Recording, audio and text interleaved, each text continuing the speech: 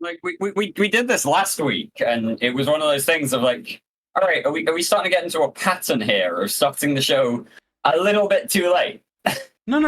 Is this what we're doing nowadays? We're going to start the show right now. For example, hi everybody, welcome to another episode of Push to Talk. It is Saturday the 17th of June, 2023. We have... Is it really? Yeah, we do. We have the regular panel, the regular crowd here, as well as some guests in actual fact. So we might as well introduce the guests. In no particular order, we have Phantomite on the show from Sedition. And although he's not on camera, and I very much doubt that you'll ever find him on camera on other shows, talk shows or otherwise, we also have Villy here. Good afternoon. Hey. Other than that, we have Horrendous. Hi. Dawn. Say Hello. Hi, Dawn. We have Doug. Good evening. We have Eric here. Yep. We have Sothrill. We do. Yeah. Meh. He's not quite CCP silhouette, but we'll not yet, but you know, he'll be Give us some time to come down a bit. Yeah, exactly. And We'll get to it. And be your host, McLeod. So yeah. So, Shit. I mean, Yeah. Has anything think happened to this start- week? No, Well, I don't think nothing- anything's happened. Nothing exciting's happening, is it? No, nothing at all. happening. certainly nothing we pretty can talk sure. about for the next 15 minutes. Actually, I can tell you, that's not true. That's not true. Something exciting happened this weekend is still happening. Mm-hmm. Right now, it's both Copenhagen and Hurricane Festival. So that's right. We actually Hellfest. do have and Hellfest. Yeah, so 3 festivals at the same weekend. It is properly into festival kind of season now. It is concert season, yeah. Yeah. So we had the Swifties last night and tonight where I am. nice. So Eric, By the way, hotels $1,000 a night, eesh. even 30 miles from downtown. It's amazing. Wow. And something similar Pittsburgh? happened in Britain just a few weeks ago when Eurovision was hosted in Liverpool. And Oh, God, yeah. a bunch of people who had previously, before it was announced, booked Airbnbs, got their Airbnbs cancelled by the hosts and then relisted several times higher. Oh wow. Yeah. That is That was terrible a thing. mess. Didn't they actually get told by the Yeah, was the it police or regulator something? did step in and say, you can't do this. Yeah. Yeah, So they actually had to give them the place for the price they agreed on. they had to give them. They had to give the original bookers the place. Yeah, Airbnb got told, no, this isn't acceptable, and Airbnb had to come down on the people who were letting out their places. Oh yeah, it must have been great to be one of those guests that paid the lower rate and then had to force them to go there so that you could go there, only to find somewhere clearly perhaps not even just cleaned but messed up and smeared in stuff as well out of anger. Ooh. Yeah.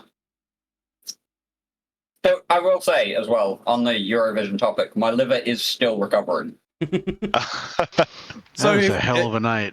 Yeah, if anybody out there who doesn't know, we do sort of like a it's not yearly, is it? It's like every. It is an annual Eurovision So watch it is party. annual. Like so we do an annual, as Doug says, an annual Eurovision watch party, which includes drinking, a lot of drinking in actual fact, because there is a We set have of our own drinking rules. game for it. Yeah, Yes. we have drinking rules, Uh, and those rules tend to expand quite significantly when the show actually starts. So yeah. Yeah. Last year we were somewhere in the region of 180 drinks as we tallied it up over the night. And when he we do says have somebody drink, who it sips or whatever. It's not like down your drink. Those rules are like Laz doing a donation makes me drink stream. So, Yeah. can I ask So a dumb question? Yeah, go for it. How many milliliters in a sip? Can we establish that here? as few Kind of as like, you you know- can manage. And these American milliliters or, we don't want to promote Imperial people. or EU milliliters? Imperial whatever. milliliters. We don't want to promote people like getting totally wasted and like landing in the hospital, right? It's So- it's a valid question though. So next time when anybody is sipping anything, if you could immediately spit it out into a container to measure it. No. See, this is the thing. We have to make a standardized sip, and everybody is gonna have to like you know those little cups that you get with like kids cough syrup Oh, this or is whatever. gonna kill Wibbler. You know that, don't you? So we're gonna have to pour it out His to liver's like already 10 shot. milliliters and then have that as a drink. But yeah, so we do have somebody who takes it upon themselves to spreadsheet out all of the drinks and the reasons. Yes, the reasons. why. And it's always funny to go back like 11 months, to the And this not one, remember like what after the 11 hell months any and- of that shit means. Yeah, Of literally. course, EVE Online players and measuring the drinks on a spreadsheet. Sorry, of course. I know, right? It was funny going back over it just the day after. Never mind what we're going to look at in like 11 months. But yeah, Yeah, so but the last day after, year, at least it you was were like- still drunk. Oh, well, I that's mean, true. I believe was. for this year we had an entry that just said Flute Dwarf. So That was Oh, yes. Romania Yeah. or Moldova. Yeah, but nobody's gonna forget what flute dwarf means. It was either Romania or Moldova. It was it was Moldova. We also had Croatia, which was just like Nazis, more Nazis. Oh my god, why are there still more Nazis? In the Are these guys serious or not? Because no one can understand what they're singing. Yeah, that was fun. And yeah, so 180-ish drinks last year. This year we managed to do 290 odd in the spreadsheet. You're saying drinks again when you've already clarified that it was sips, but okay. Yeah. I mean, hey, do you really want to pay for the amount of alcohol it would take to do 290 shots? Your problem. What do you mean? What do you mean pay for? I probably have 4 times that behind me.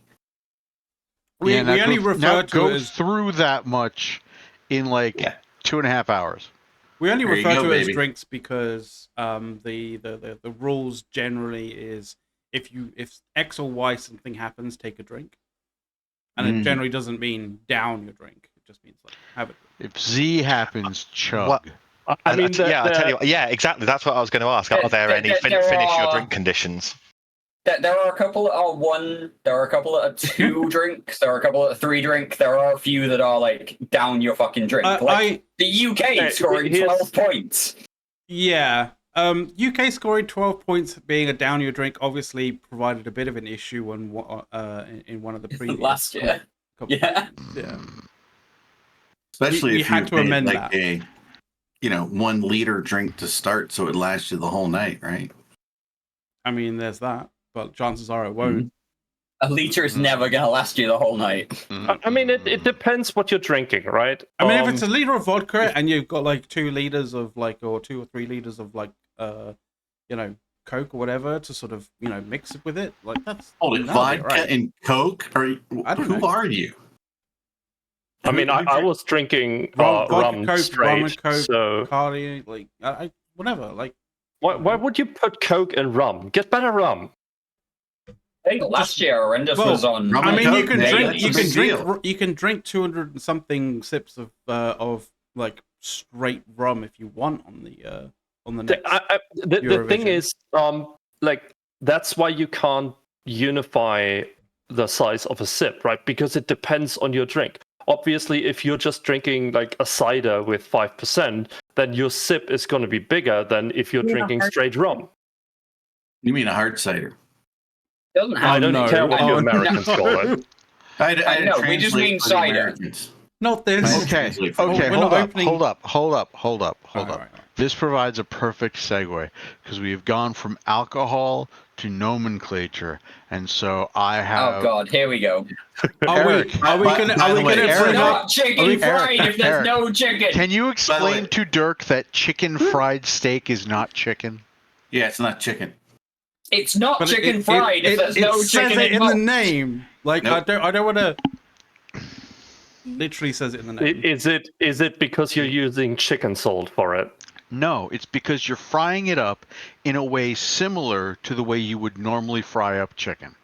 Right. It's just You don't- breaded and fried. It's not chicken fried Yeah, because it's there's just- no it's just- chicken involved. It's just deep fried or shallow fried chicken. Would somebody cue up the chicken fried song, please?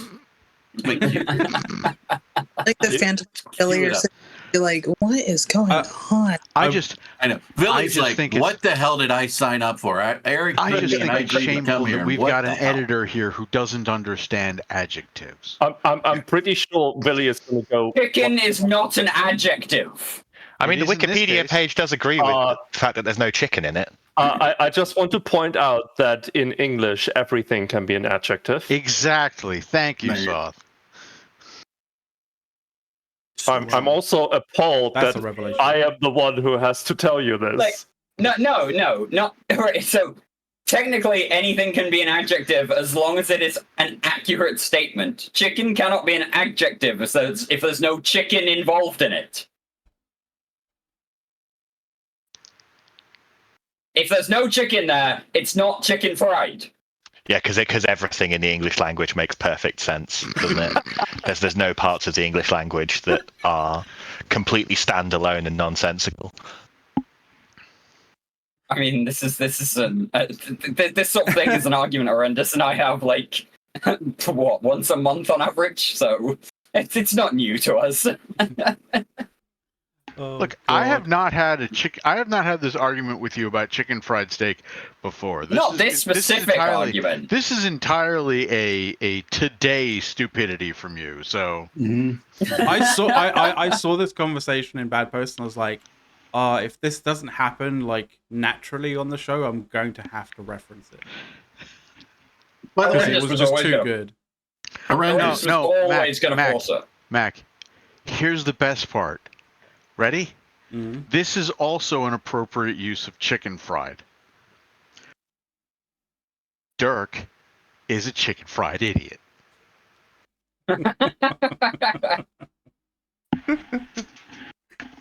Oh God. Yeah, you got 2 minutes. See, What were you actually going to talk about, horrendous, in the beginning? No, the chicken fried thing. That was it. Okay. Oh, it was the chicken fried That's thing. I was Alright. totally planning to bring that up. That's the awesome. hilarious thing is that that's a more appropriate use of chicken fried in terms of like the play on words of being a chicken than Yeah, because there's the a use of chicken chicken involved. fried. No, but hold it. no, it's But not hold it. about. It's It's not a more about. appropriate No, use of the term. No, that's just it. It's not about It- being a chicken in that use. It's because it's from the American South. It's basically saying you're a hick. By the way- You know, we have a word for that in German. This For is your why for we your just ignore chicken Americans. chicken fried. Americans, the rest of the is it- civilized world. Is it British? I mean, Hey, don't forget, horrendous. What is it? You Yeah. can also It's play schnitzel. chicken. Ah, there we go. Play chicken. I'm sorry. You can also what? Play chicken. You can. Yes. Yep. And by the way, there's 2 ways to play chicken. I would like to Nothing to point go out over that, both of them. I would like to point out that, like, you know, And neither several one of them involves Europeans, actual chickens. several Europeans would be kind of annoyed at the chicken fried thing because, like, they refer to it as schnitzel. I believe the Japanese also have a word for it. I think it's katsu. Yeah. I don't like making soup out of cats. I mean, Correct But me how if I'm about wrong. that TTT, that- eh? that I that was don't speak Japanese. Yeah. Nope. That- Not yet. 2 more minutes. that 2 was more that minutes. was One more. 1 more minute. Okay. Yeah. 1 more minute. Mm, Gotta get to 20 after. a minute. We don't want to 40 reward Dawn based here. on the stream time. Come on, Phantomite. Doesn't You gotta matter. enjoy the foreplay. Wow, mandatory enjoyment. Yeah, yes, mandatory you really enjoyment. enjoyed the foreplay. I mean, how do you guys? We should include our guests a bit more. I guess we've been doing yes, our we are. usual. But Have you guys ever had I chicken don't need fried to be steak? included in this conversation. It can get a bit rowdy. Let's just say. Sometimes you just This- like close your eyes and let it happen, right? It can get a bit rowdy. This See, is there's a not phrase that. for that. This is There's a not phrase for that, Billy. It's called "Close your eyes and think of England." After It's all, not- after all, it's not Caleb's rowdy not yet. here.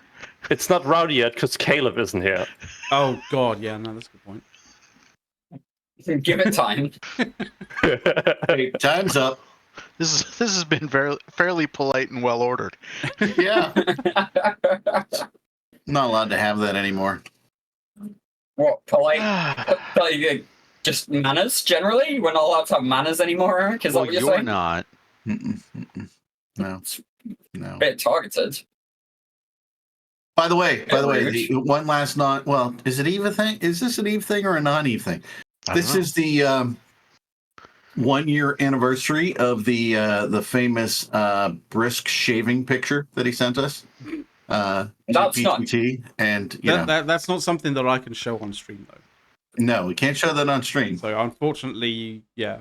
Yeah. So but if you're just letting you all know. If you're thinking about investing in Brisk's OnlyFans, that is how many updates we're getting lately. So it's sorry, a bad investment right now. Yeah. On the other hand, buy low, sell high means that this is the time to invest. I don't think that's how it works with that kind of stuff. Oh God. All right, so.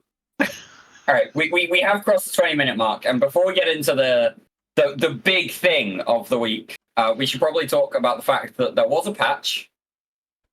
There was a patch, and it did go live on Tuesday. Yep. Surprise. The patch Tuesday. It is tradition.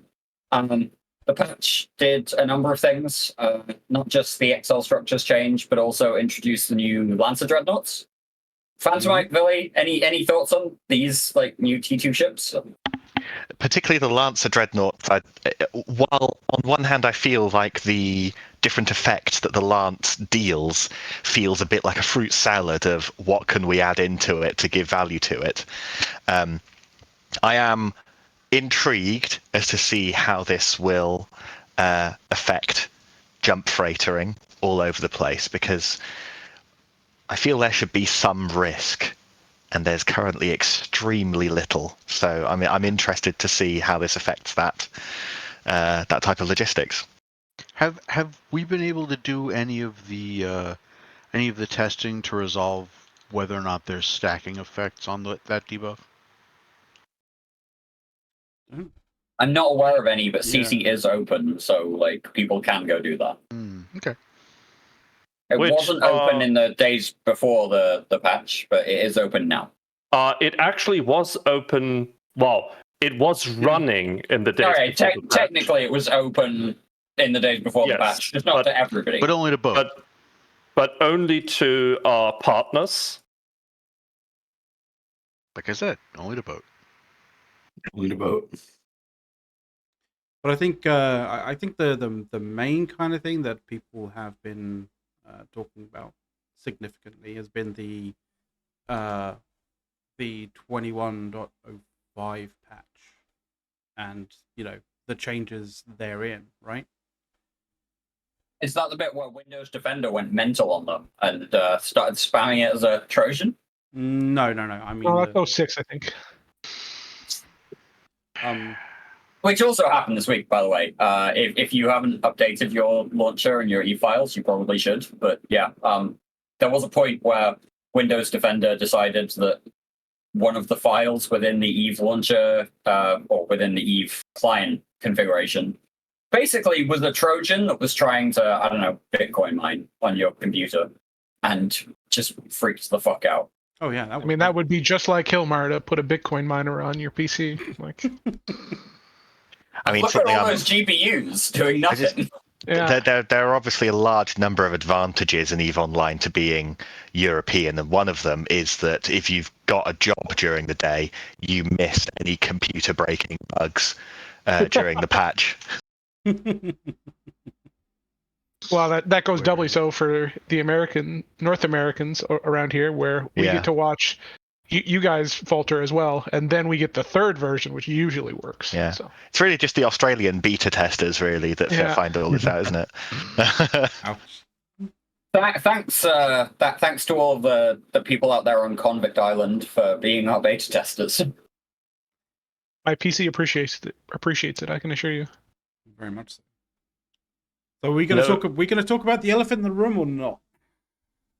Sure, go ahead. I mean, is there anything else to talk about in the patch notes before we get to the elephant?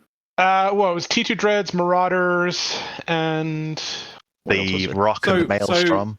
So with regards to the T2 Dreads, like we had a bit of a prediction last week, or not last week. Was it last week or the week? The week before, I think. Week before, with regards to Marauders, actually not with regards to Dreads, but with regards to Marauders, specifically about them being now vulnerable to E-War. And I spotted this. All of the sensor dumps. I spotted this in my alliance chat, which I thought was actually fucking hilarious. And that is bring on the crucifiers. And that is the classic meme of in reference to a golem and being basically sensor damped all the time. I mean, to be fair, the way I look at it is that this extra vulnerability to E-War now, where previously they were resistant, brings them a lot closer to where I've always, well, ever since they were buffed about 3 years ago, wanted them to go to, which is a ship that is incredibly tanky and does an incredible amount of damage and application. But the way I would prefer it to be is that they require a couple of teammates in other ships to assist them with applying and peeling off ships that are damping them or doing things to that. I think that these should be ships that work very well as part of a team rather than an ultimate ownage solo ship. Yeah, I mean, I was roaming around Pureblind about 2 weeks ago, I think, in a Chronos, and I ended up dying mostly because I didn't fit a smart bomb, which I normally do on my Marauders, and I basically got permage. What? Sorry? Because you're in a Chronos, but okay. Yeah, but I ended up getting permagimmed by like EC drones in the fight, like literally for like 3 minutes straight, just like sitting there, unable to do anything because of EC drones. And I was just like, Jesus, like it's so painful sometimes. But it's a good reminder that you have to, as you say, have friends. You have to build in those redundancies to those plans. And I think it's fair, to be honest, that these kind of ships have reasonable counters. Even if, I, in that situation, didn't have that counter ready. I mean, I think you've raised something very good about, like, smart bombs, right? Right? Like... Yeah, but in this case... it's there and you just didn't have it. But you could have done, right? There was an option for counterplay. Instead of it just being, like, default. Yeah, there's nothing I can do. Yeah, I normally fit a smart bomb on Marauders, but for this was like an ESS one, and obviously I didn't have a smart bomb fit because I was like, oh, I'll dual it with another Marauder. I'll just do the triple Newt NOS fit or whatever. And then it's like, no, I guess I really did need that smart bomb I normally have. And Philly, to be fair, I mean, had you been with a few like other guys in some other ships, then it might have been valid to not have the smart bomb, So exactly. Right? Yeah, exactly. Yeah. So and like you say, they've got these utility high slots, and you've identified a perfect module to counter. Well, funny enough, they have one less of those utility high slots now. They do, but they still have utility high slots which is a lot more than can be said for a lot of normal ships. It's true. Like the Abaddon. Or the Rogue. The Abaddon. Yep, both true. I'm pretty sure the Rogue is another one that's full gun highs, basically. Yeah. So, and the Maelstrom. And the Maelstrom, yeah. And the vanilla Megathron, right? The Navy Mega and... No. Navy Mega's got a utility high, but the regular Mega doesn't. Oh, the regular Mega, yeah, sorry, you're right. Yeah. Hyperion has a utility high these days. Yes. I would say it's interesting that the meme that McLeod pulled up was a golem with sensor dampeners, when the golem is the only Marauder that has the option to have ammunition that doesn't require locking targets. Yeah, exactly. Right? Friend of foe missiles, right? Yeah. Friend from you can't necessarily control them. Garbage, though. But, I mean, they are hot garbage. It has an option. But it's an option to actually do some degree of damage when otherwise you cannot. When was the last time you killed a missile ship and you saw FOF missiles in the cargo hold? When was the last time I heard somebody say FOF? Yeah, anyway. Really. I haven't heard FOF for how many years? I can't even count. Exactly. I'm just saying, there are these options in the gameplay, and if CCP choose to make them utterly garbage, well, that's a CCP thing. They ultimately choose whether something is going to be hot garbage or not. So yeah. Yeah, I mean, overall, I think the Marauder changes were all fine. The Paladin was the only one that really got like a hard nerf. The Vargar got the shield booster change, but it gained a low slot, which is definitely, in my opinion, better than the third extra lost a utility mid. high. And lost a mid. Can we do that to the Macarial next? It has to have that swap in some way, shape, or form to keep the power level to some degree at least. But it wasn't much of a like. What I'm saying is that the Varyo didn't take the nerf as hard as some people are making it out to be. The Chronos got a nice buff because it gained a mid for a high. Because that's definitely a buff. Mids are always kind of the most valuable. And I misspoke earlier, by the way, Villy. Sorry, but my director has reminded me that the Megathron doesn't have a utility high. It has an extra high slot for a torpedo launcher. Well, if that's what you want to use it for, definitely that's what it's being used for. Yeah. Yeah. So and overall, I think the Martyr buffs or Martyr adjustments are fine. The Bastion module going 60 seconds, I think, is good. It kind of further amps up the risk of actually using that module. Overall, I think Marauder stuff is good. The T2 Dreads, they've obviously got a niche role. I think their HP is not necessarily commensurate with their cost, which is going to really take their usage down to like hyper niche roles, which probably not what TCP had hoped, but we'll see. They're landing at like 10 to 15 bill at the minute, right? Yeah, like, I appreciate that's at the minute, but that's still quite high. As someone who's building a couple, it's like 8 bill if you assume normal prices in the materials, plus like 3 to 4 bill for the hull, plus like 500 for the invention, and then maybe the 500 for the job costs, right? So you're talking 13-ish. 13 to 14 is probably gonna, like, I would assume the price is gonna of the T2 mats will go up and stay up for quite a while because there's just not that many people making them. So so I would say reasonably they're gonna be about 14 bill, and then obviously for the first 3 months they're gonna be like 20. So I mean, I definitely see them as very niche sort of tools to basically use against Skynet and carrier groups kind of thing. Like other than that, I don't see their price for utility. What with a lance? I mean, with a few lances, like not a single one, like a bunch. Yeah, I don't even think 10 lances would reliably peel off a bunch of fighters, though. No, they're not. The only real use the lances have at the current moment is the jump blocking. Realistically, they do a significant amount of damage as well, but yeah. But I mean, but the beam is very small. Lances have always been extremely difficult to aim, especially against moving targets. Yeah. So you're never going to apply that full damage. These are definitely designed specifically for goons to actually keep things on grid, because we all know we can't tackle. Well, traditionally you haven't been able to aim the lances. No, we have to aim lances. Exactly. I mean, they're designed for goons to be able to keep things on grid. The only problem is we'll be keeping our own fleets on grid because that's all we'll hit. I mean, I have seen you guys. Remember to know it not behind your fleet, in front of the fleet. Yeah, I have seen goons firing off lances and they've literally the broadside of a barn at Keep Stars, and have seen people missing. Yeah, exactly, right? Like, Keep Star is not a hard target to hit, and we still fuck it up. And the only thing that gets hit is our own faxes. You weren't one of those when that happened, as I recall. Yes, I was. But I lived. It's fine. It's fine. But yeah, so, okay, I would say as well, not just the jump blocking, but the tether thing. I haven't seen it tested, but if it actually does detether people, that could be powerful. It blocks. At that point, it's just the jump thing. Yeah, if somebody's already tethered and they're still invulnerable to being hit in the first place. Yeah, it was just it. I think when the patch notes initially came out, it was a little bit.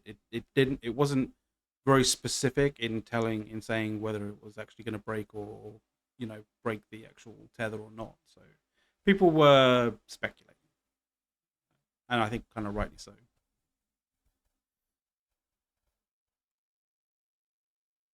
So, I think it's elephant in the room time. Elephant in the room time, right? So, the 21.05 patch dropped as well. And that had a... And with it, CCP introduced the new ship, the Elephant.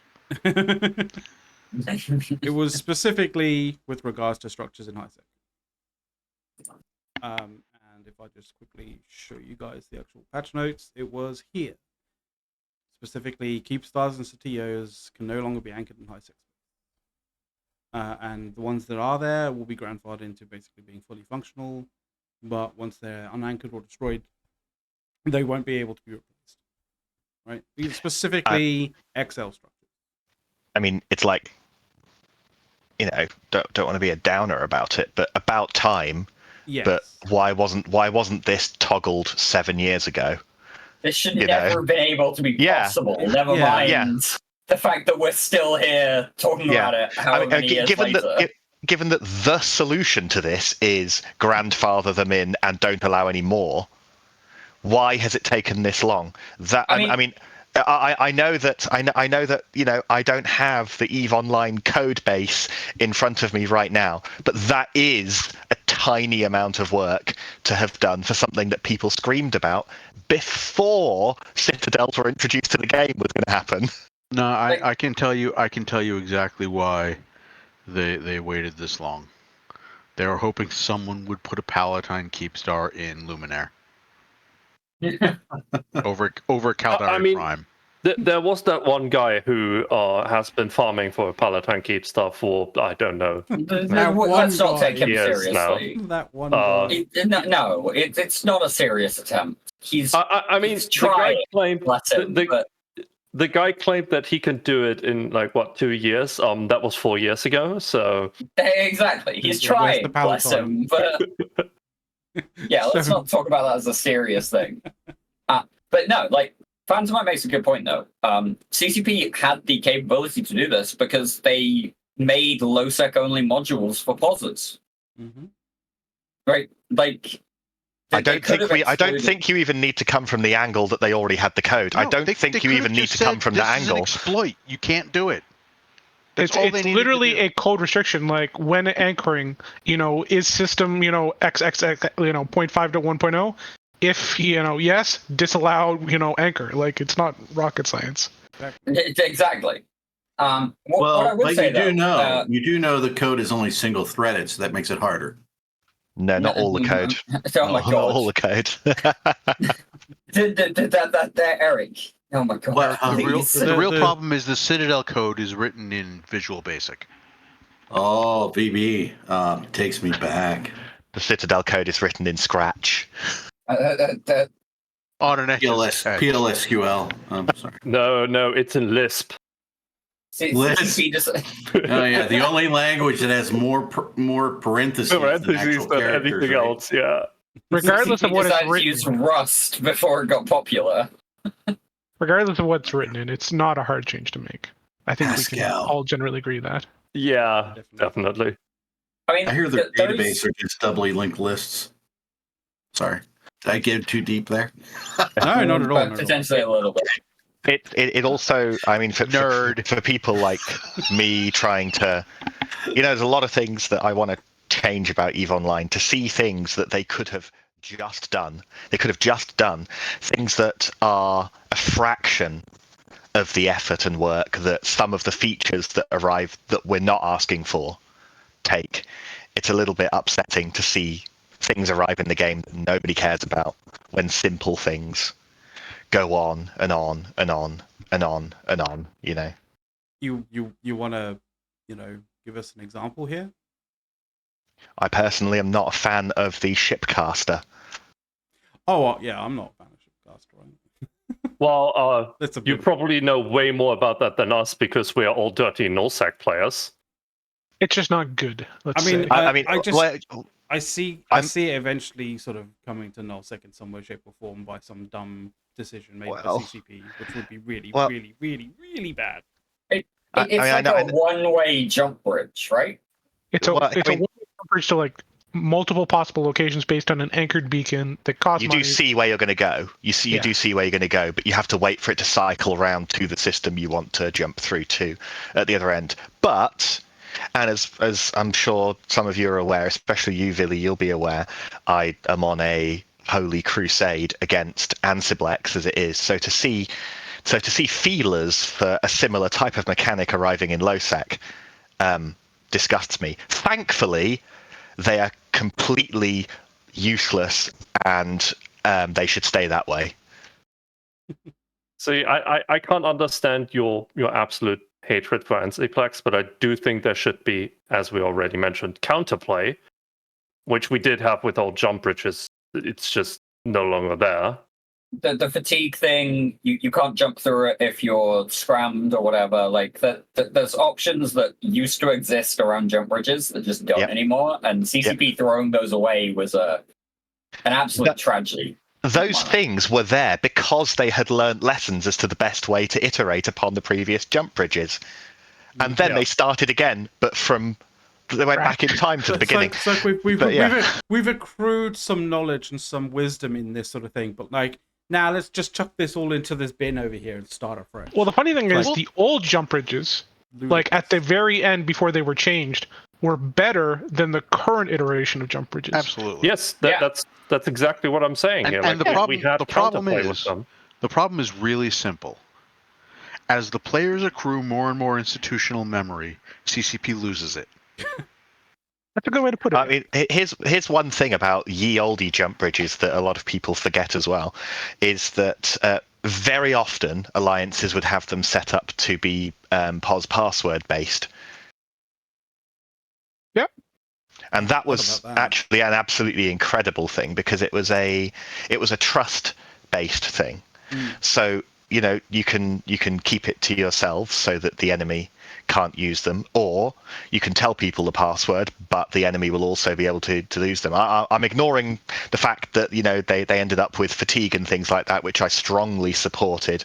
Just talking about the password aspect, they got rid of a trust mechanic in the game, and the correct trust mechanics are fascinating because they don't scale with group size. The number of people that would sit around as well, just like trying to guess passwords, and sometimes would get it right, and most of the time would get it wrong. That was fantastic, right? Like people would be happy to do that. It's kind of the same thing with the old moon mining. That kind of in and of itself is also a trust mechanic, right? You have to grant people access to this to go and pull the goo out. Yeah, back in the day. Yeah, and like you have to trust your leadership that they are like using that money for the group and not for themselves. Like if you look at what happened in CVA, for example. But at the same time, I mean, yes, there was the trust mechanic was a good element, but this thing just goes and ticks over and keeps working even when nobody's actually attending to it was a bad thing. Well, I mean, it was a PvP based income system. That really wasn't.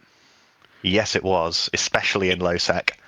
It was in an LowSec, optional maybe, yeah, but like PvP system.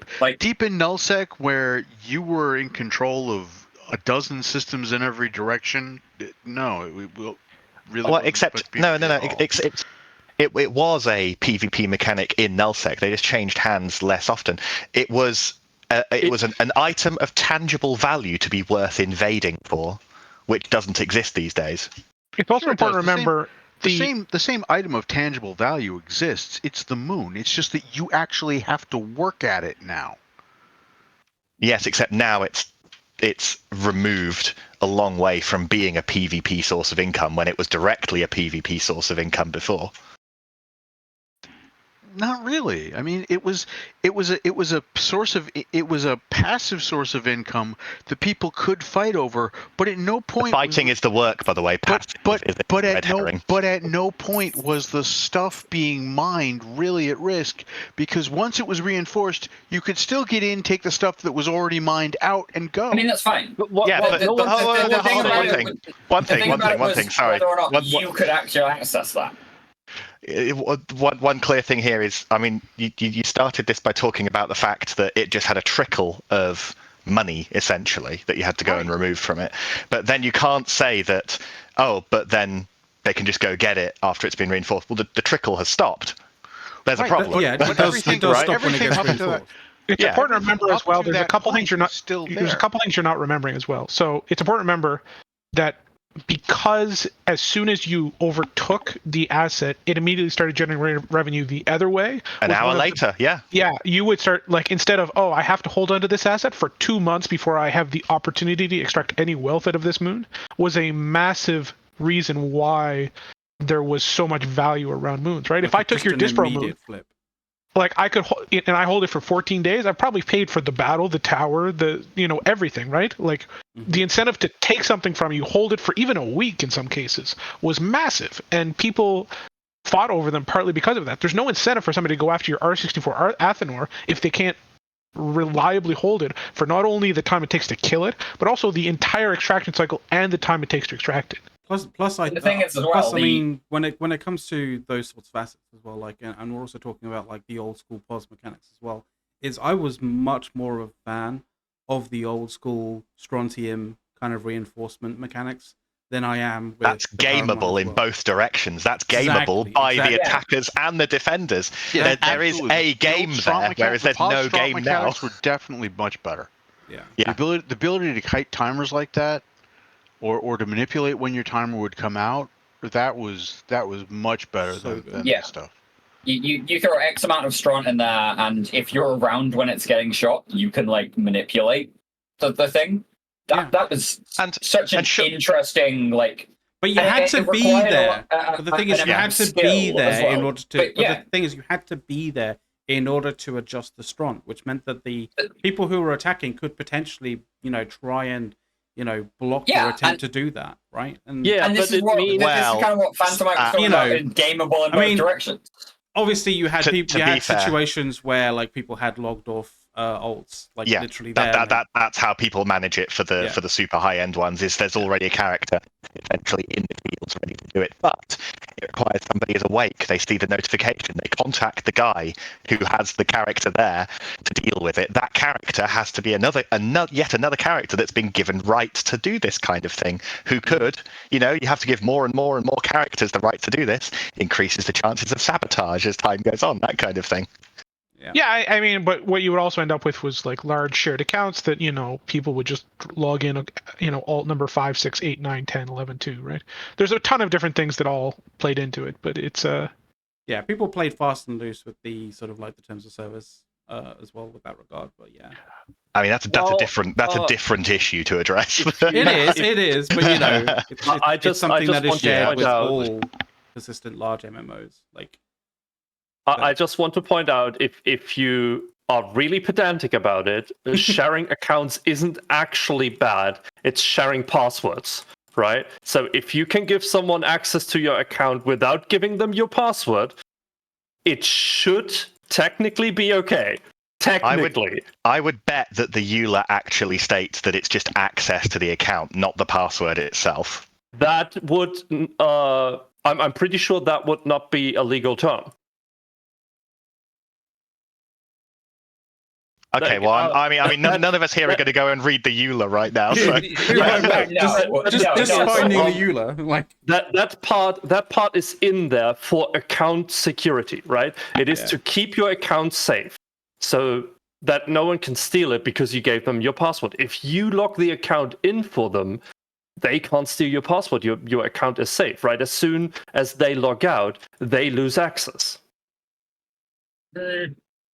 There's this thing on the launcher that allows things to remember accounts and not have to have you re-enter the password every time. Hey, Soft. So, like, yeah, but that doesn't save the password. Hey, Soft. I would just like to prove you and Phantomite wrong in this one moment here.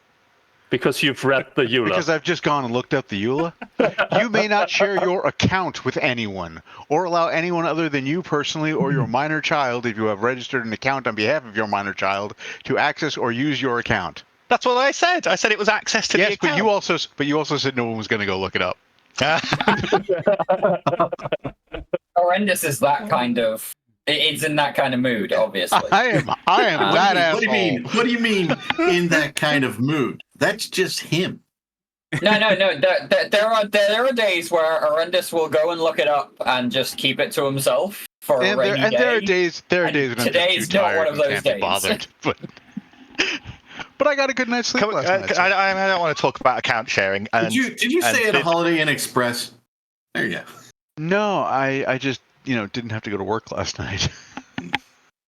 Unlike, I think we still haven't gotten to the elephant in the room. No, we haven't We actually. just did the introduction We of keep it. rowing upstream to it. You folks did say you go on tangents, and We do. certainly enough, you kept to your word. So, guys, who here can fill me in? Has the Keep Star been shot yet? It Yeah, has it has been been reinforced. It comes out in I think 8 hours. 7 hours. 7-8 hours. And Something like who that. reinforced it? Initiative probably did Initiative. yesterday morning with Yeah. Tengus and You Stormbringers. see, I'm a member of Initiative, but I'm not really playing the game so much that I didn't even realize.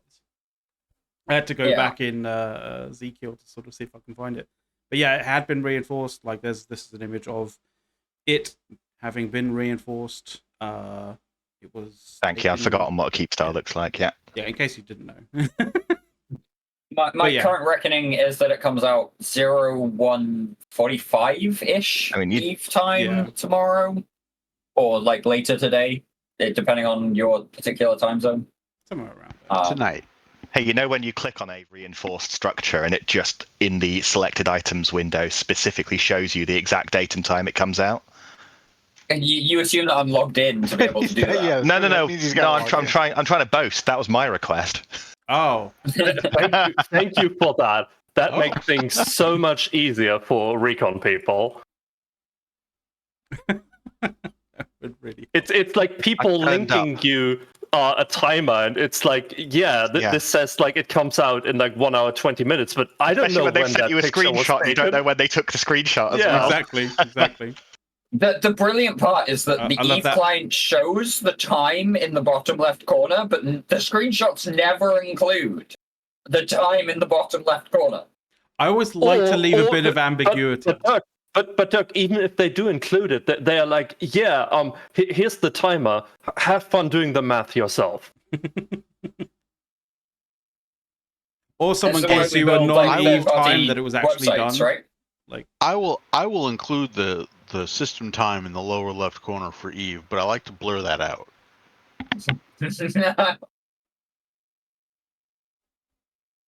So yeah.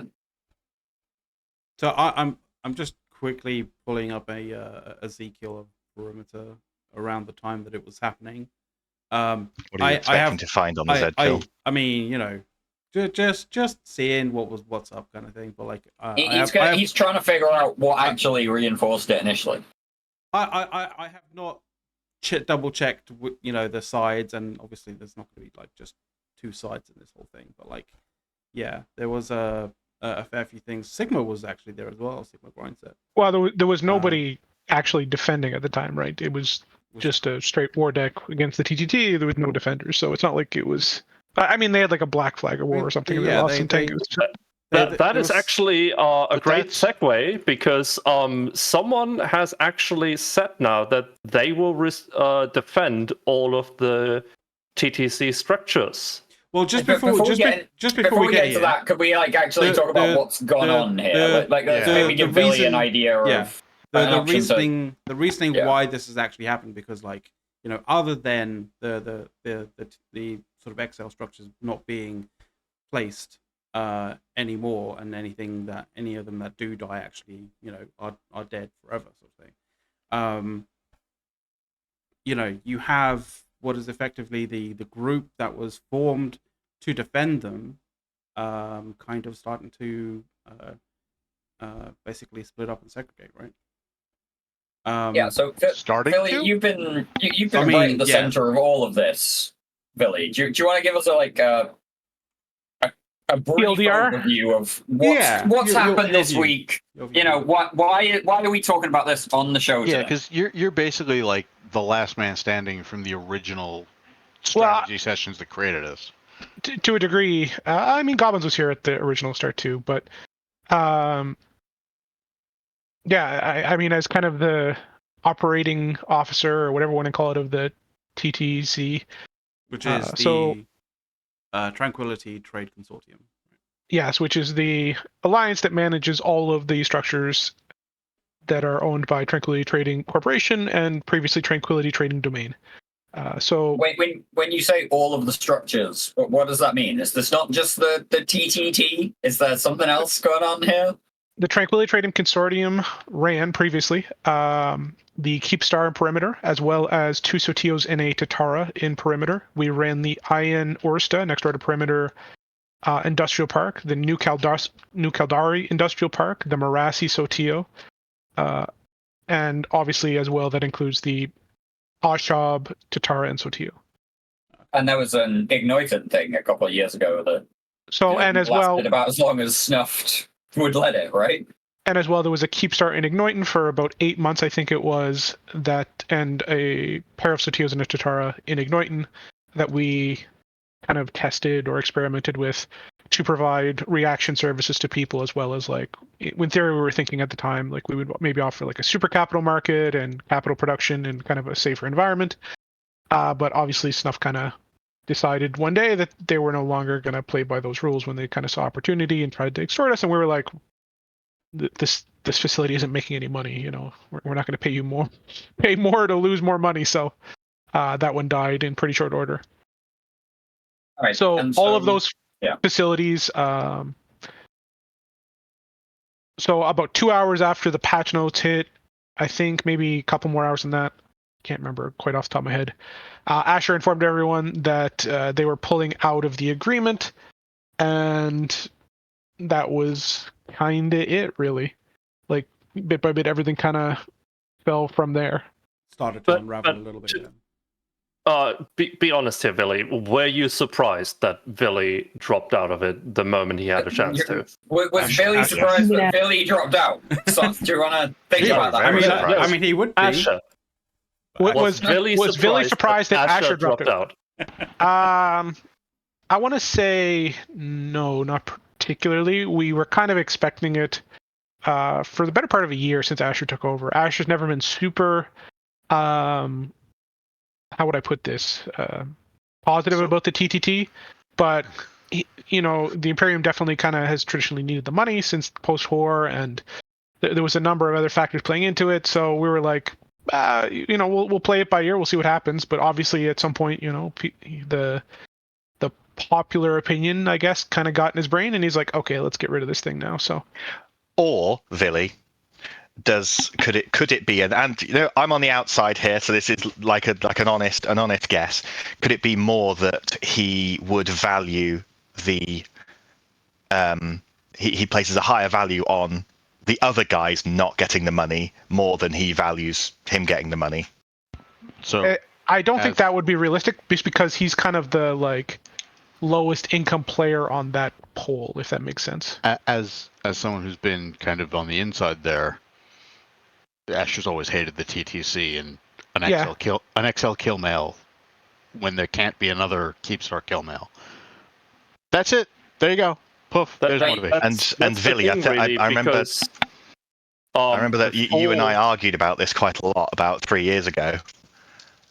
Even though we kind of felt somewhat the same about it, I wanted you at the time to support the idea of not allowing these things to be there in high-sec anymore, given that it was basically pointless to fight over it and far more valuable to cooperate over it. So how do you feel now about it? I mean, because obviously I still feel I don't the same. fundamentally think anything changed. Like, I personally don't feel that the anchoring of XL structures in high-sec is a problem, personally. I know everybody likes different to how you felt before, though, because the reason that I was grilling you about 3 years ago repeatedly about it was that there was an agreement at all. I mean, I believe that with any sort of especially super large single income source, if it incentivizes cooperation rather than fighting over it, it shouldn't be in the game. And basically, fighting over a Keepstar in high-sec is obviously tie-dye, but it's also, at the time, it was all Feroxes all the time, but because it's high-sec plus lag on top of the tie-dye, and that's basically the only prospect there was for fighting over it. So therefore, it was a poorly designed thing at the time and shouldn't have been in the game, is what I'm proposing. So I would sort of agree with pieces of that. The thing is, I've seen a lot more, and I'm aware of ways to just it's important to understand that Keepstar has been nerfed a couple times since then, as all structures kind of have, and the way subcap works has changed a bit since then. The reality, the problem with the TTT is that it was protected by these agreements more than it was ever protected by mechanics. And people always the agreements were there because the mechanics were bad and nobody wanted to fight over it. And I agree with that. It looks awful to fight over a Keepstar in high sec. So and it's kind of like it kind of doesn't make sense because the moment it dies, a new one goes up. Yeah, the effort to actually take it out is so colossally huge compared to just being able to drop another one. Like so neither of those things are quite correct. So it's important to understand the Keepstar can be killed by anybody anybody that can form a single full fleet can kill the Tranquility Trading Tower at any time if the guy's willing to put in the time. Doesn't matter how many defenders. Yeah, that's not true, though, is it? Really? Otherwise, it would happen. Here's the thing. There's a historical point that I do want to make and remind people of, which was that after the tower initially went up, before the TTC was formed, during the Goon Swarm deployment to Hakone, we spent a couple days reinforcing it and pushed the tower through to Hull before an agreement was made to basically leave it alone. Goon Swarm was on the defending side, not on the offensive side. We were definitely shooting it. I could tell you're wrong. You were defending it, man. I mean, basically, really, the angle that I'm coming from is that endlessly fighting over something is good for the game, but endlessly fighting over something where the fighting is painful is not good game design. And if that's the only way that this item could be fought over is hugely painfully for everybody involved, then it shouldn't be in the game. Villy's absolutely correct. Anybody who could form a full fleet could have killed this at any time if they were willing to put in the time. The issue is it would have taken 7 hours in high sec. This is what I mean by if it's painful to fight over, it shouldn't be in the game or it should be changed. But that's not different from null Keepstars. Every significant objective in null is painful to fight over. But we bought into that. But we bought into that. That's just the way the game gets played these days. I don't know. If you can form 250 people, you can kill the Keepstar every time, over and over again. That's the way the mechanics work right now. There's a couple strategies that allow you to do that. People don't necessarily know them all, but that is an absolute truth. Well, I tell you what, it's going down now, and there's not going to be a new one. So what would those strategies have been? You can reveal it now. It's not is down it yet, because there's a little bit of a plot twist to some degree. Yeah, I definitely call it a plot twist, considering who it is. Yeah, because one of the other sort of dominoes that occurred after the Imperium kind of withdrew from the TTC was that Frat essentially said that they were withdrawing from the TTC. So it was setting up the situation where there was very likely not going to be that much defenders to defend the TTC or the TTT, Tranquility Trade Tower, when it does get hit, right? And this was all fair and well up until I think it was an hour or two ago, where we actually got, if I can find it, that Norris, I think it was, actually came out and said that they were actually going to potentially defend TTC and all the other XL structures at the best of their ability until Goons agree to unanchor the Ashab Sitio. So basically sort of saying that if Goons don't remove the Ashab Sitio, then they will defend all the other XL structures. So I find this reasoning a bit weird because first he's like, hey, we definitely want to destroy all TTC structures, and then as soon as Goons don't unanchor theirs to save it and actually keep it possible for people to actually kill it before and use it as a war issue, that's the point, right? They can stop Goons attacking just by killing the thing. I mean, they're basically saying if you want to kill the Tranquility Trade Tower in Perimeter, you're going to need to remove the CTO in Ashab, essentially, right? So does this mean? Someone asked me this, so I'm going to hand it over to you guys.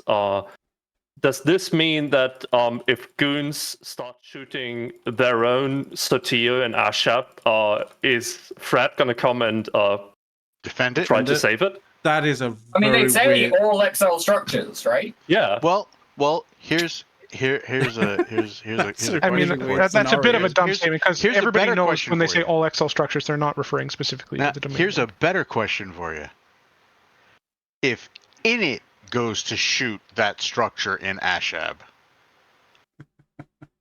because Shines is very much on the they all got to go, man. Shines is not on the all gotta go. Like Shines is on the TTT stuff has got to go because he very much dislikes that, right?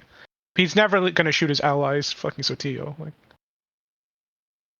I mean, does anyone here actually think Shines is going to go shoot? Let's just put it this way: we went and saved a whole bunch of hostile Titans that one time. I just want to point out that we built and then killed a Revenant just for the hell of it. That didn't answer my question, though. Like, what do you think the actual chances are that Shines attacks the... Pretty good. What would you put that pretty good at? I'd say between 60 and 74%.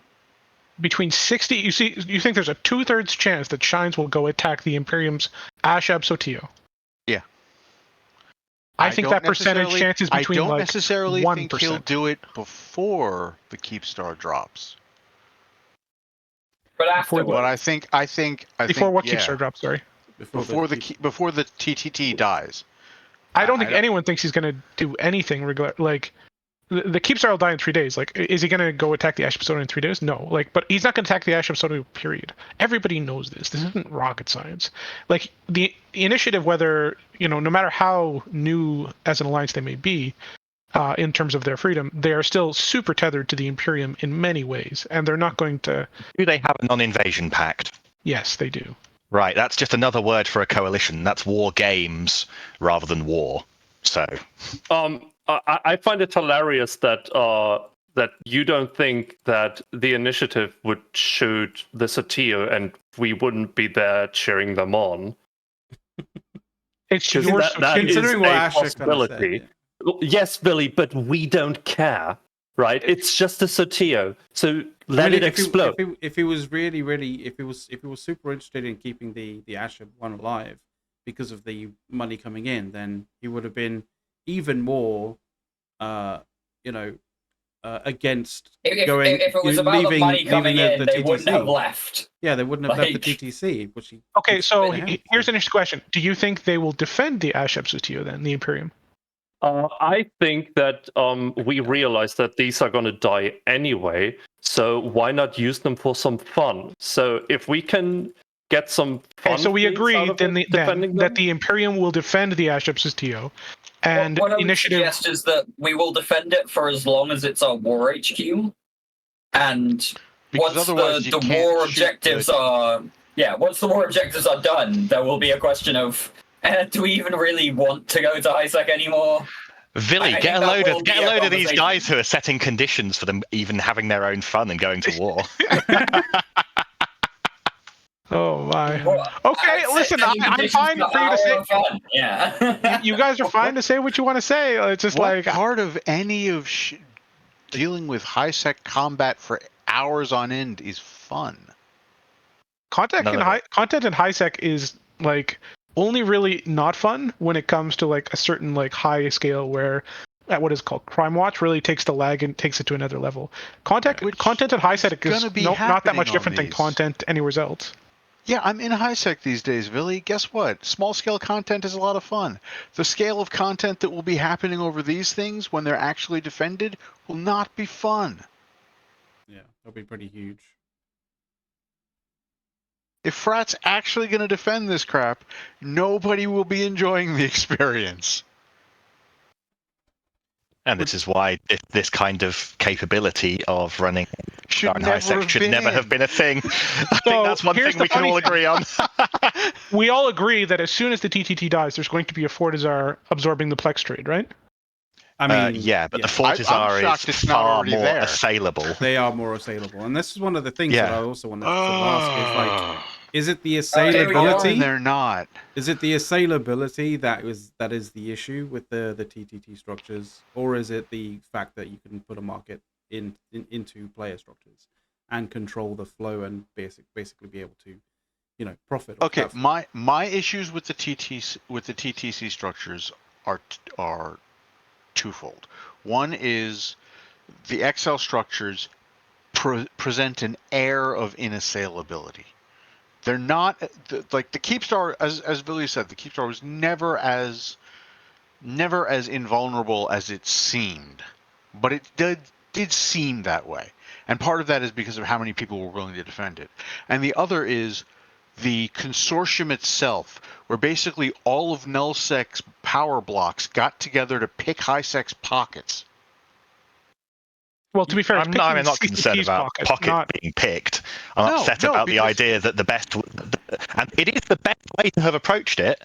I don't blame Vili. I don't blame any of these alliances for teaming up. They found the best way to approach it. That is the best way to approach it, and that sucks. But it is picking high-sex pockets because the people doing almost all of their trading there, who are the source of the broker fees that go to fund this, aren't nullsec, because nullsec tends to just deal with JITA and jump freighter shit out. I mean, yeah, it's taking. I mean, I don't really think that anywhere near the big problems are around billing people in high-sec. So to be clear, the money that the TTT made was 99% from the tower, right? Right. We all agree on that. And the other 1% was from the Tatara. Sure. All of the production SOTIOs ran at a loss. Just to be clear. Right.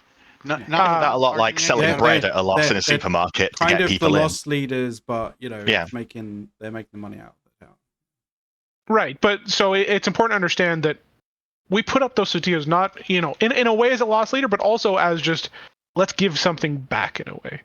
And the market in perimeter, about 70% is my guess of that trade was from the Plex injectors, extractors. What does it cost to run a SOTIO, assuming that you're getting no income from it? Let's assume that there's no income from it. How much does it cost to run the SOTIO? Well, it depends on the number of market modules you run. Okay, how many are or on not it? market modules, but all. How many? Well, I mean, you'll know how many modules are on it. So how much roughly how much did it cost to run a SOTIO per month? Many modules were on it. I mean, if you're going to tell me 10 billion ISK per month, no, it's like that's 3 or 4. Pennies. Yeah, then it's pennies. Yeah. It's pennies on top. So I wouldn't try and promote the line of giving something back. Well, when you times it by 1, 2, 3, 4, 5, 6, that's it's still not a lot compared to the amount that the Keep made. Yeah, but it's something we didn't have to do. In theory, the SOTIOs being there also increased the trade that happens at the Keepstar, right? To a little degree, but it would never be something where the SOTIO trade would have equated the cost that it was to run them. I'm going to charitably assume that the Keepstar wasn't having just regular ships and modules traded in it as any significant. So at certain points, we tried to make that happen. It just never worked. It was always around. Most of it was the intangibles of Plex and injectors. I mean, you're not using a SOTIO to make Plex. Oh yes, a thing to link. As far as the whether or not Shines is committed to taking out the Ashab, and this is the SOTIO? 60 versus 1% chance of them, them being in it. Yeah, this is a public statement from Shines saying it's got to go. Yeah. This is in mid-show messages for people in Discord, but Max just throwing it up on stream as well. Yeah. Mid-show messages. Yeah, so this is a comment from Lucky, basically saying, it's up on, just kill it, stop being cowards. And sorry, but only to go. Okay. Yeah. Well, I look forward to the day the Imperium or the initiative attacks the Imperium. Then I expect it to last about 3 or 4 days longer than it takes to kill all of the other TTC XL structures, because Goon Sabbath's their war HQ, so shooting. So the reality is what's going to happen But my estimation is that it'll take a better part of 2 weeks to clear all the TTT stuff. Then there'll be another couple weeks trying to clear all the ICY structures, because apparently you're going after all those satios as well. And by the end of that, everybody will have kindly forgotten that the initiative said they were going to attack the. I won't have. But we'll see. I'm very curious. I could definitely be wrong. You'll have forgotten, will you? I mean, I think the fact that Goons put it as the War HQ is very much a very clear sign that they don't really care about it being, surviving or living. Well, why wouldn't you put it as the War HQ? It's the strongest structure you own, right? No. Don't get ready to start on that one. Oh, God. Well, what structure is stronger that they own in HiSec? You can put a Moreau Fortizar in the Keber's pocket in Iridia in HiSec. Under max tie-dye, that's 11 hours to kill. Which means you can make it much more AIDSy than any Keepstar. But it doesn't have a 65k damage cap. It has a 12k damage cap. It doesn't need the 65k damage cap because it also doesn't have a 75k. It also doesn't have the. It doesn't the need minimum that high DPS to cap. pause it. The numbers actually make it harder to have that one going. It takes longer. Okay, so your minimum like time the extra plates, you mean, or like what? Your minimum time to kill it is the number of hit points it has divided by its damage cap. Right? Yes. Okay. Hang on a second, because guess what? Spreadsheets exist. Although actually, I put this in fucking Froggy's article. So. I assume you're yes, if you're at damage cap in both situations, the Morrow dies slower. But the damage cap to hit on a Sotio is 5 times what it is to hit on a Fortizar. Right, but it's part going the tie-dye. The timer still ticks down between people's shots when it's at like 10%. Yeah. It's also the case of if someone comes shooting the structure of the Imperium, is it someone who can get to the damage cap of a Satio while fending off 500 to 2,000 people? Fending off 500 to 2,000 people in Ashab? Please. In HiSec under Crime Watch. We're not sending that many people there. It's so much easier to kill that Satio. This is one of the interesting points that you made in your article this morning as well, Horrendous, is that half of the battle isn't the shooting of the structure, right? It's fighting the servers to be able to do that. It's fighting the servers. It's I think in the article you mentioned Horrendous, making sure that you get there, and B2 could just turn up and make money for sitting there. A jump bridge there. and a half out of 1DQ is so easy to get to, whereas Ashab, I don't even know how many gates to half a jump bridge look like. What does half a jump bridge looks like? It looks like maybe 6 gates in Losec. Ashab would be a pain in the ass to get to. Exactly. So you're not going to send a large number of defensive fleets to Ashab. It's just not going to happen.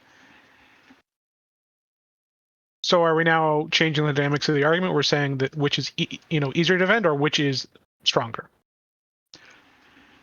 The two things are of a piece. They're linked, correct, but they're not the same. And it is I'm happy to admit that a Morio in the Keber's pocket would be a better War HQ if you had one sitting around, but you don't, right? You can anchor one, obviously, but there's no incentive to do so, right? There's no incentive to do so if you don't intend to have a War HQ, if you don't intend to have a long-term War HQ. Correct. I totally agree with that. However, Asher did make the statement on Reddit that he knows he's going to have to commit to policing HiSec for a while, which means he's going to need a War HQ long term. Yeah. It's good you got a Sotio then. It's not going to survive. I think we both agree it's not going to survive. The question is how long will it survive and who will kill it, right? It'll survive exactly 3 days after everything else dies. Maybe less, because as soon as people give up defense, Like Shines may time it to, okay, we've blown up the last enemy structure. Let's go blow up the one in Ashab. Okay. But if Asher is absolutely committed to keeping a new tower, which obviously would have to be a fort of some sort, from being anchored, then he's going to need to be patrolling HiSec for years. Do you mean a perimeter? Yeah, like there's always going to be a Fortizar. Like right. There's because you basically remade. Because if you need a war HQ. Yeah, if you gain control of the HiSec market, you basically make a Fortizar every day or second day. Like, right. So really, the comparatively easier assailability of a fort, hopefully, we all hope. We don't know what endless fort war in HiSec looks like at this kind of scale yet. We have an idea because the TTT has been swatting them down for the last 5 fucking years anyway. And before the TTT, before the tower went up, there was trade wars in perimeter for a year. Yeah. So exactly. You see, there was all sorts of stuff. So I didn't. That's why ICY is being attacked now, because basically before the TTT went up, Gobbins and Horde basically put a gun to his head and said, "You're going to give us money, or we're going to keep blowing up your shit." I just hope that eventually we can get to the point where, even if people pay a large amount of money, the fighting is endless, and it's the hard part. You breaking up for anyone else? Yeah, he is. up for me too. Yeah. Sorry about that. Like, but you are breaking up a little bit. I'll give it a moment. You sound good now. Seem to have recovered. It's just Discord does this every now and again. Yeah. You're good. You're good, dude. I mean, I just hope. And immediately you try to make a point. Oh man, that's it would not be pushed to talk without audio technical difficulties. Yeah.